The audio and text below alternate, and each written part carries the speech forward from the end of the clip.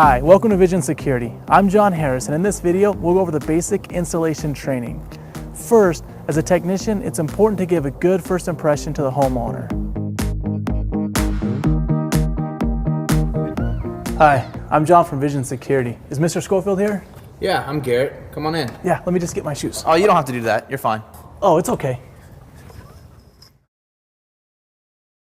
All right, John, what do you need from me? Do you have to have those little papers that the smart guy left behind? Yeah, I've actually got them right here. Oh, great. Let me just take a look at those real quick. Good. Wow, looks like you're getting a great deal here.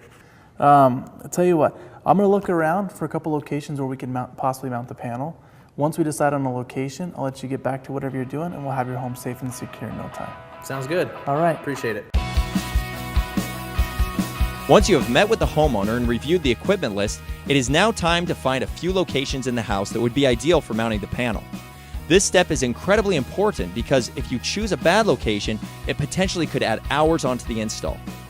Now, when finding a location to mount the panel, there are certain things to look for and certain things to avoid. The first thing you will look for is a power outlet that is either directly below the place where you would mount the panel or that it will be easy to run a wire to. Remember, you will have to hide the wire inside the wall, so it's very important to choose an outlet that makes it possible to hide the wire. Make sure that the outlet works and that it cannot be turned off by a light switch. Also be sure that the outlet is on an interior wall, meaning that both sides of the wall are on the inside of the house. Always avoid exterior walls because they are filled with insulation and make the install extremely complicated. Also, a few other things to avoid are GFCI outlets, normally in bathrooms and kitchens, power strips, and walls with fire blocks. Well, Mr. Schofield, I've looked around. I found a couple different locations where we can mount your panel. One is over here by the garage door, and the other one, which I really like, would be right here by the front door in the hallway. Which one would work better for you? Front door's perfect. Great. I'll go ahead and put it there. Once you've decided on a panel location, you must check to make sure there are no fire blocks in the wall. A fire block is a stud inside the wall that is mounted sideways that will prevent you from running a wire. To check to see if there is a fire block, first you will remove the faceplate from the outlet you're going to use. Now, there is always a stud on one side of the outlet. You need to locate which side of the outlet the stud is on. You can do that by looking inside the wall and poking around. If needed, use your drill to make a small hole in the wall right next to the outlet opposite the side of the stud. Carefully stick your glow rod through the hole you just drilled and up the wall. Make sure that your glow rod goes up the wall at least 4 to 5 feet without stopping or getting stuck. If the glow rod is hitting something and won't go up inside the wall, you have hit a fire block and will need to choose another place to mount the panel. Hopefully you will check for fire blocks before making any holes in the wall, and by doing this, it will ensure that you will be able to run the wire. Now, go ahead and leave your glow rod in the wall. Next, choose the place in the wall where you will mount the panel. Drill a small hole angling downward. Insert your magnetic noodle in the wall and fish out the metal chain. Once you have the metal chain, tape your wire to the chain and pull your glow rod out of the wall.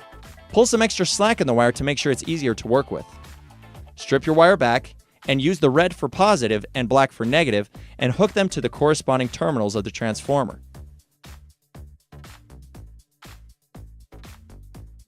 Take the bracket for the transformer and mount it to the cover of the outlet and use the small screw it comes with to mount the cover back over the outlet.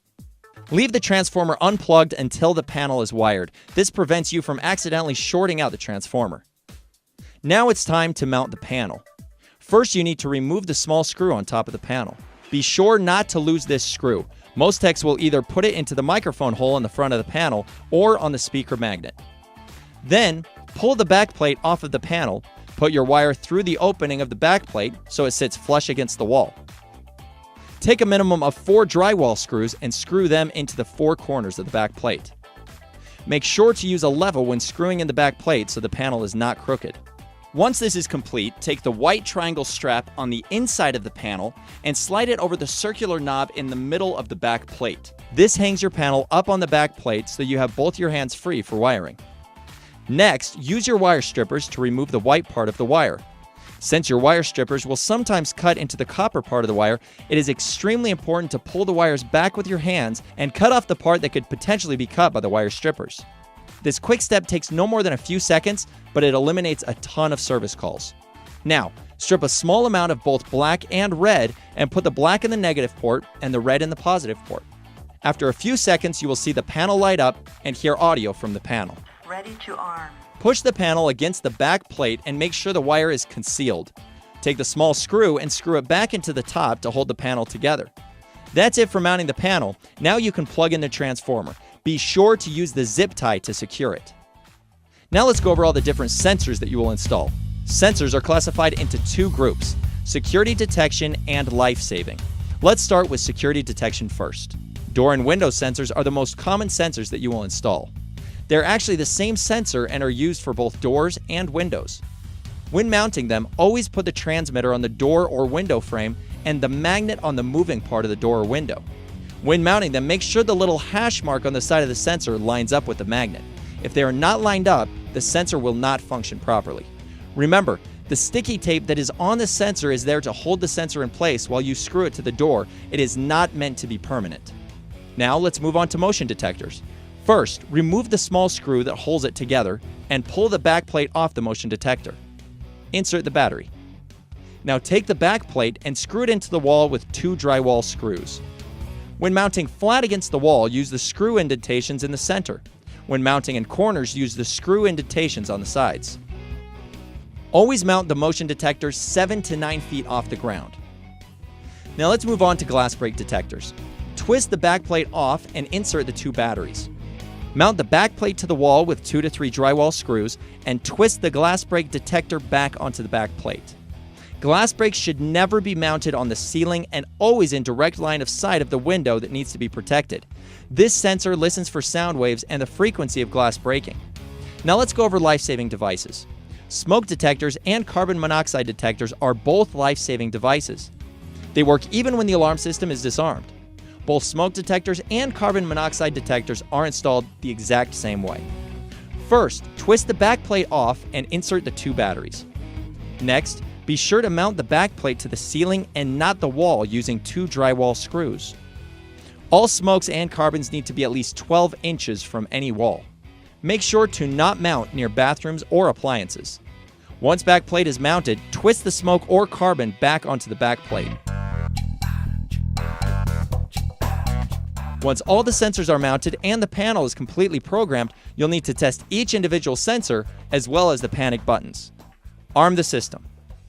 Once the system is completely armed, trip each sensor as follows. For the door and windows, open and then close each door or window. For the motions, walk or wave your hand in front of the motion detector. For the glass breaks, run your drill as close to the glass break as you can. For medical pennants, press and hold the button until the red light comes on. For the smokes and carbons, press and hold the test button on the front and continue to hold for 30 seconds. After testing each sensor, push the panic button on the front of the 2 gig panel. Then press the first panic button and hold for 3 seconds. Follow the same steps for the following 2 panics. Lastly, type in the duress code and that will send your final signal. To check that the signals went through and that the alarm is communicating properly, call into the command center and let them know that you need to check signals. Once the representative on the phone is ready, give him or her the account number or customer's name. They will then verify every signal that they have received. If there are any missing, resend them. All signals must be received before finishing the install. All right, Mr. Schofield, everything is finished and I'm ready to show you how to use your new home automation and security system.